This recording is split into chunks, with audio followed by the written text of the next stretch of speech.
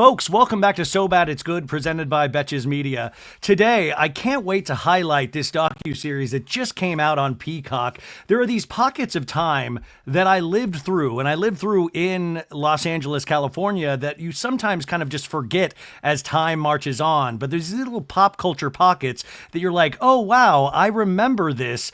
And then you watch a 3-part docuseries that really dives so deeply into this man who we're about to talk about and the product that he was pushing. And there were so many aspects of this story that I really had no clue about. It was frightening, eye-opening. It touches on pop culture, of course, sex, business, so many illegal things being done. I mean, there's true crime. It hits everywhere. Today, we are lucky to have a journalist and a writer, and she's a producer on this as well. And she did an interview with the man Joe Francis, and if that name sounds familiar, it should. He is the creator of what was the very once popular Girls Gone Wild video series. You saw all the late night infomercials, but this thing really dropped my jaw. So without further ado, Scaachi, Koul, welcome to the show.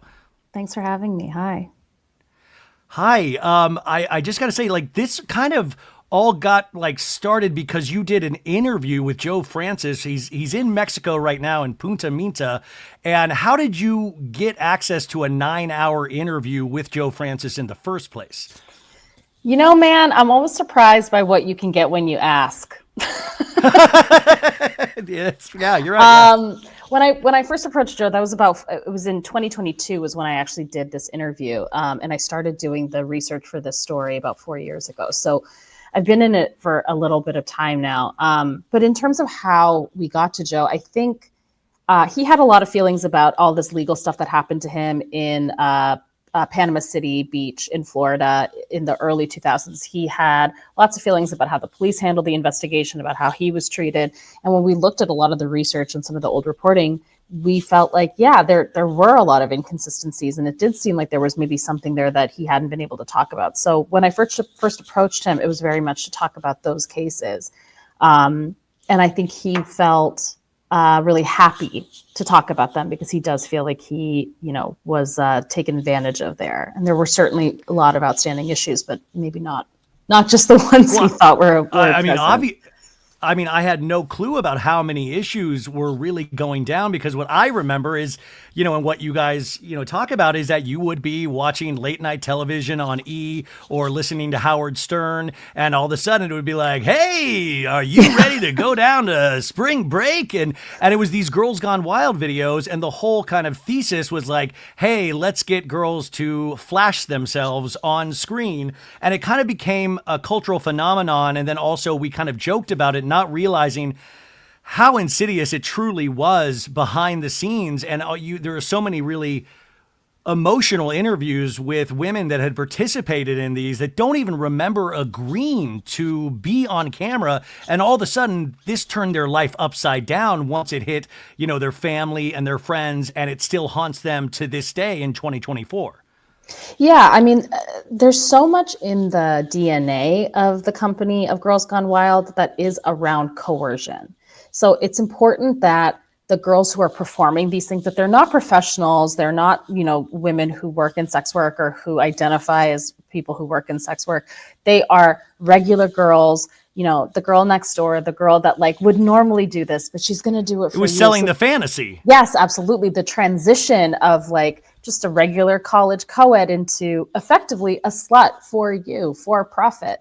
That was so part of what it did and what the point of it was, and what the enticing factor was for that kind of a business. And I think it's taken a long time for people to think about what that meant and what kind of cultural impact that would have on girls and on women and on boys, thinking of an entire generation of men who were raised on those ads and then also raised on going to his friend's house and his brother has a tape, and then you all watch it and realize oh, this is what girls do.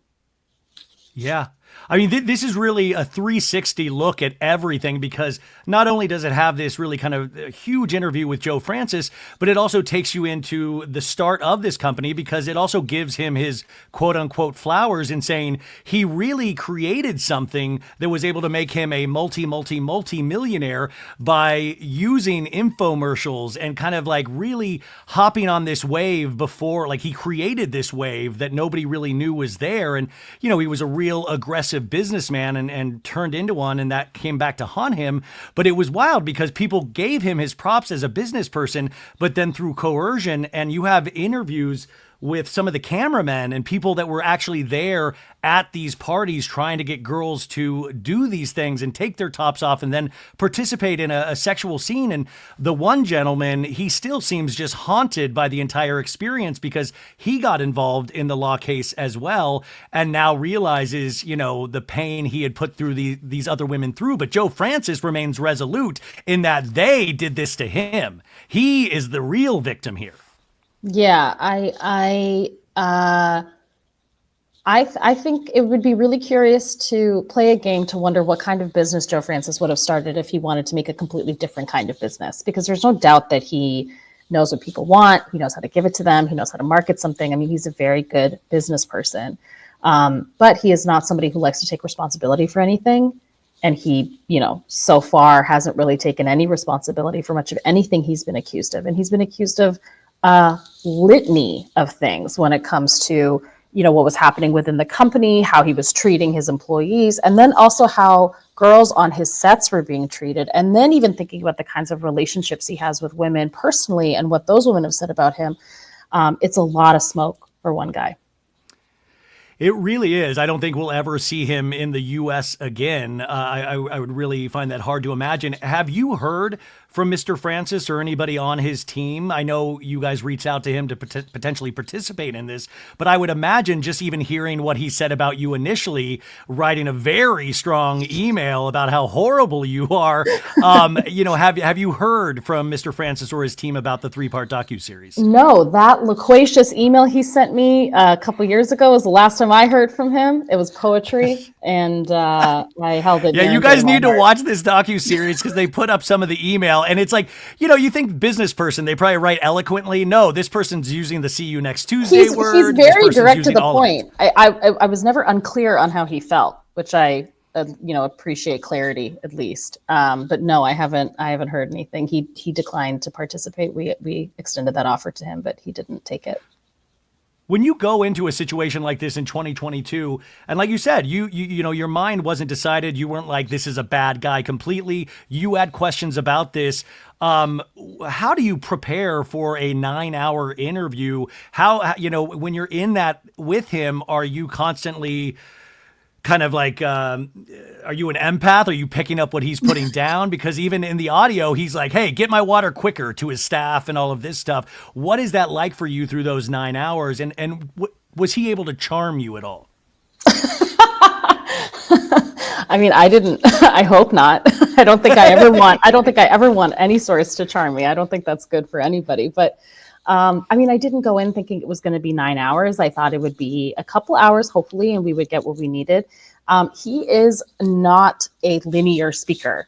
He is incredibly circuitous. He talks in circles. He talks about what he wants to talk about. It takes a long time to kind of keep him on message. So I read everything I could, and I came with my questions, but I did feel pretty aware that I would just sort of have to be on the journey with him, and it would be the Joe show, and it was. And so that's kind of why I was there for so long. He would talk for a bit and then he would leave. He'd go to the bathroom. He'd go get something. He'd go get some water or whatever. He'd come back.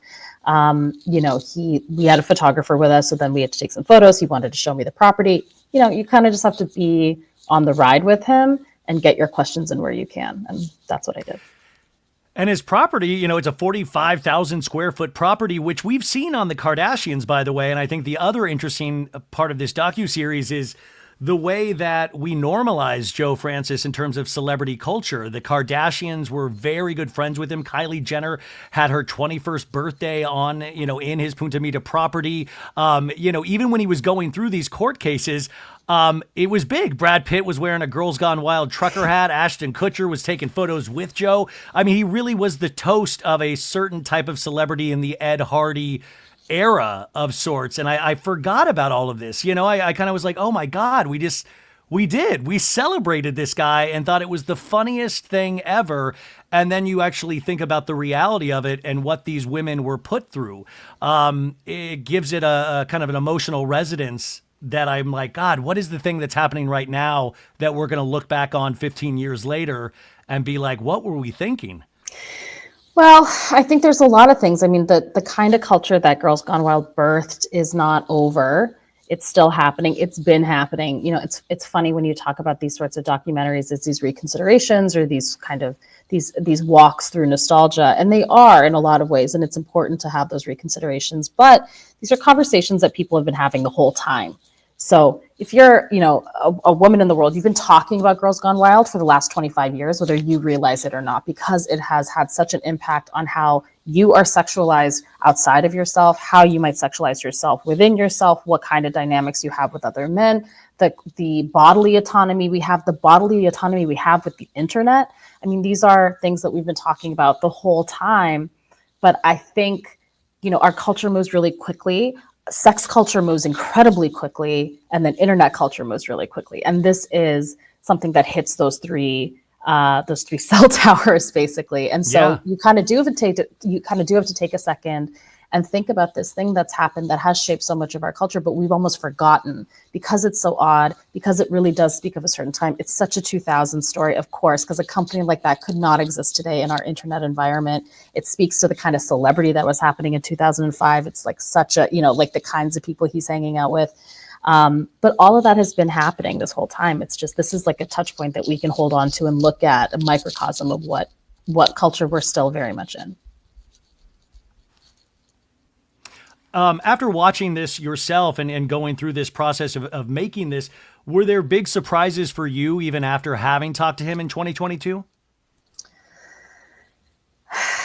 Yeah, I mean, I think the whole thing has been surprising. It's been surprising and daunting and devastating in a lot of ways. I think hearing from how impacted these women still are about this thing that they did when they were 18, 19, 20, some of them were minors.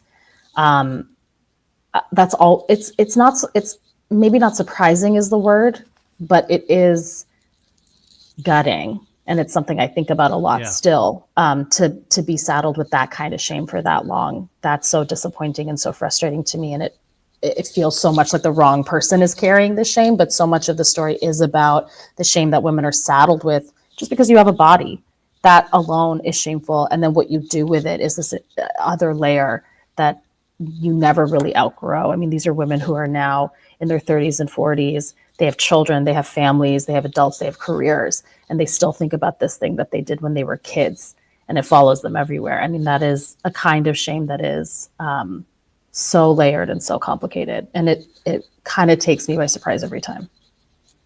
I was thinking recently, obviously, this has been an ongoing conversation forever, but especially in the last month and a half with the "your body, my choice," with a certain horrible individual saying that. And I just thought, wow, there's a lot of similarity to "Your Body, My Choice" with Girls Gone Wild and presenting this fantasy. And another jaw-dropping thing for me was listening to the training audio from Girls Gone Wild, where they, training the cameraman of how to coax a woman or a girl into removing her top. And if you remove the top, you can get her to go this further. Or, that's the part where you're like, oh my God, these people are out there getting hammered on spring break, thinking they're having the time of their lives. All of a sudden they see a camera, a Girls Gone Wild, that little taste of fame that we're all kind of presented with of like, this, it's so cool to be on TV. And you're just like, it really is so dark. Thinking it's back so dark. on what, yeah, it's so dark. And I mean, that's also like, that's a pre-social media environment. Like, that's before you could kind of generate your own press with your own account, or if you wanted to be sexy in public and you wanted someone to see it, you have now a vehicle to do that, however you see fit. But this is before that. And then the training audio is incredibly disturbing because it's clear that it isn't about what she wants and it isn't about empowering her at all, which is very much, how Joe has talked about the company historically. But that can't possibly be the case, because if the point is to push past resistance, which is the point based off of what they're saying in that audio, then it isn't about her at all. She is in fact a barrier to what they want. Her desires and refusals are a barrier to that. And I couldn't believe, this was actually really surprising, how many times I watched a Girls Gone Wild tape and heard a girl say no. That's part of it. They leave it in there. Her saying, no, I don't want to. My boyfriend's outside. I just had a breakup and I'm upset and I don't want to make a bad decision. That's in there. So that's part of it. You can't tell me it's not part of it. And so of course it has bred, like, in our culture, this is what girls do. They say no, but you can get more. Yeah, I mean, he also says in this, the biggest mistake I ever made was going to Panama, Florida, because that's where all of this blew up. Yeah. And I was like, that's your biggest mistake? Like, I don't love, but I think it's so interesting that, this year, there still doesn't seem to be a lot of regret or learning or anything. And this man has spent anywhere from $100 to $300 million on legal fees. There's a little confusion in what he's saying about that. But, this man has lost his family. He lost his 2 daughters, his his girlfriend. Like, he's truly alone, and seems like he has learned nothing from any of it, or at least that's how it seems to be presented. And I just thought, wow, there's no kind of Scrooge waking up on Christmas morning after being visited by the ghost of Christmas past. There seems to be zero learning. And that is the thing that I was really frightened by at the end. There is no kind of like, now I see I was a young man trying to get rich fast. Yeah. There's like not a lot of Schadenfreude in this, and there's also not a lot of like personal reflection. But I'm not looking to Joe for my cues on the morality around this. Like, he doesn't see the world like I do. He's not in my reality with me. Some of that is just, he's not the person I'm going to look for. So what I think we can do is talk about what happened, talk about what he has said and what he has done, talk about what the company was like, talk about how it impacted the culture, and give room to all these women now who can talk about what happened to them and shed all this baggage that they have from this company that wasn't their fault.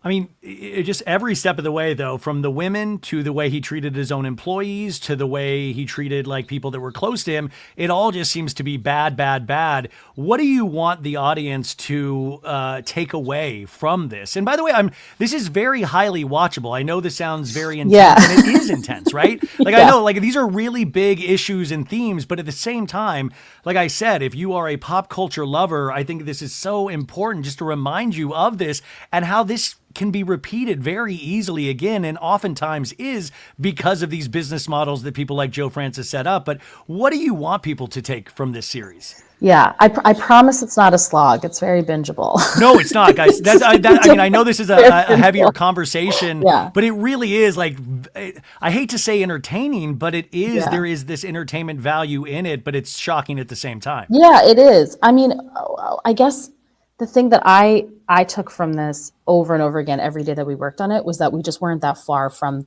that moment in our culture. Like, we're talking about it like, oh, it's been 20 years, it's been 25 years, it's been this long, things are different. I started this, 4 years ago, and now Donald Trump is going to be president again. Like, how far have I gotten in 4 years, in a 4-year cycle of working on this? Not far. So to me, when I look at it, as somebody who participated in building it, but also just as a viewer, to me, I'm like, oh, it's just not that different. And that makes me want to be more vigilant. I want to be more vigilant for myself, for other people, for other women. It makes me want to think harder about how I participate in my subjugation and somebody else's, in what I own about my body, what I think other people should be able to own about their bodies. I think it's going to force a lot of really interesting conversations around what we expect from women, what we expect from men, what we expect from who gets to have bodily autonomy. And I know it feels like those conversations feel like, oh, but we did that. Well, we didn't, because the moment's just not that far away. Yeah. And it will never be. I mean, that's the sad part. You realize you're never too far away from those moments. There's also little details that I had forgot. I didn't know. MGM almost made a Girls Gone Wild movie at a certain point, which I was like, what? There was going to be a Girls Gone Wild movie that almost went into production. There also was Guys Gone Wild, where I had I didn't even remember this, where they would go and try to get dudes to show their goods and actually, video them having an orgasm. And you hear some of the audio of one of the women who's a talking head in this trying to coax that along. And, you have Joe Francis in a podcast saying, yeah, like 80% of that is for gay dudes because straight dudes are the unobtainable fruit, and I just thought, man, this guy is literally just really businessing some of the most horrific things and trying to monetize that. Yeah, I think he did figure out a way how to monetize a lot of strange harms. I mean, you can hear in the documentary women who worked at the company who talk about how uncomfortable they were working on Guys Gone Wild, because even in their role as a camera person or as a producer for that, they have to engage in sex work in a different way than the male camera guys do. Because they need to get a visual, they need to get a scene, they're there to get something, and guys can't fake it like cis women can. And so, like, even in that context, like, the women are not winners, but I don't think that was something that Joe thought about. I don't think he ever thought about that in that way because he hasn't had to. Yeah, exactly. He hasn't had to. There was a little snippet of your interview that I was so curious about because it didn't really cover, is that I think it's in the third part, he's talking about his ex and the 2 daughters that have been taken away from him. Yeah. But he said, and this is a trigger warning, he said, I never raped my ex and I never molested my children.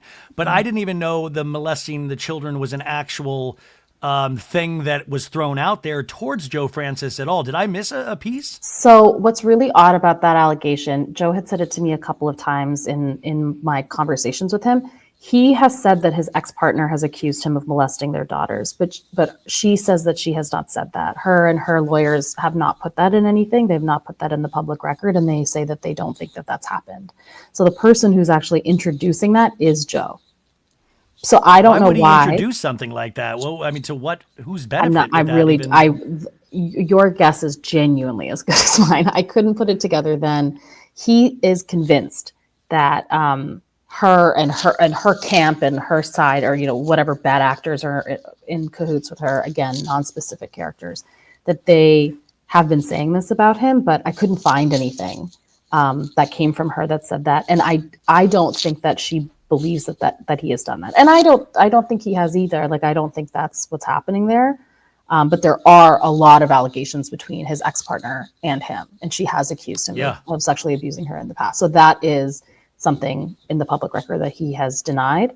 But the part with the kids is strange and nebulous, and he kind of has just started to throw that in there. Did you guys reach out to the ex at all to talk with her and get her side of the story? Yeah, we did reach out to Abby. She, didn't participate on this, and I think she has a really long, complicated history with him, just as like his former partner. She's also the mother of his children, and they have 10-year-old daughters, and those girls will grow up and be able to Google everything that happened between their parents and everything that's gone on with their dad. And I think that's a really hard decision to make then, how you're going to participate in something like this.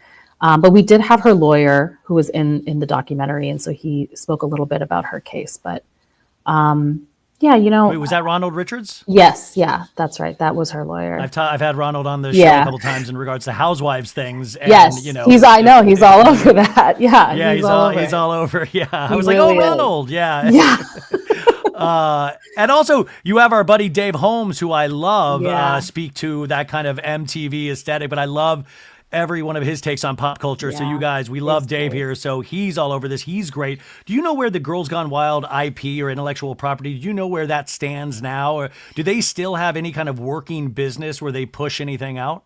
No, the branding, the company was purchased by another porn company several years ago, and that's it. So the footage is available. I mean, you can buy these tapes on eBay. You can find them. Like, it's all still out there.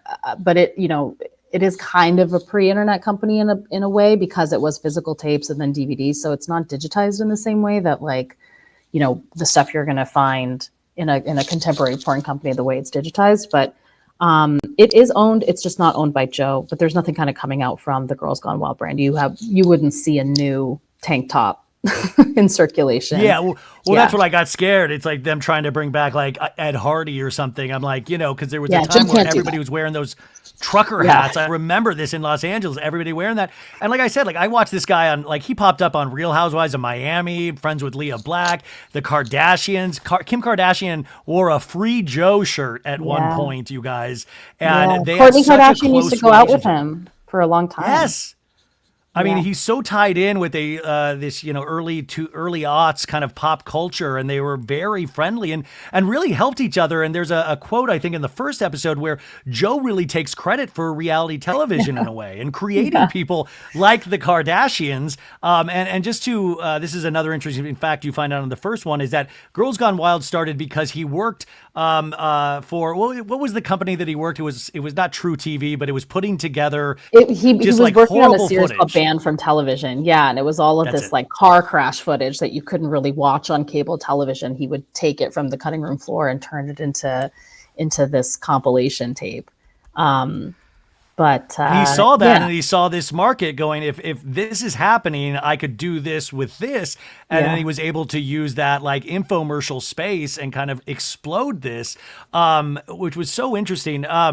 In terms of like the actual how many active lawsuits does this man have going still? Because I started losing count through like the 23 years. Yeah, I have also lost count. I don't know how many are active. There's a lot that are ongoing in Mexico where he lives, and he's countersuing, or he is the plaintiff in some of them. But he's mired in a lot of different lawsuits. He's been in a really protracted custody battle with his ex-partner that I think she has provisional custody, but I do think there are still some pieces that are, still ongoing. I would not even be able to venture a guess, but he has lots. Yeah.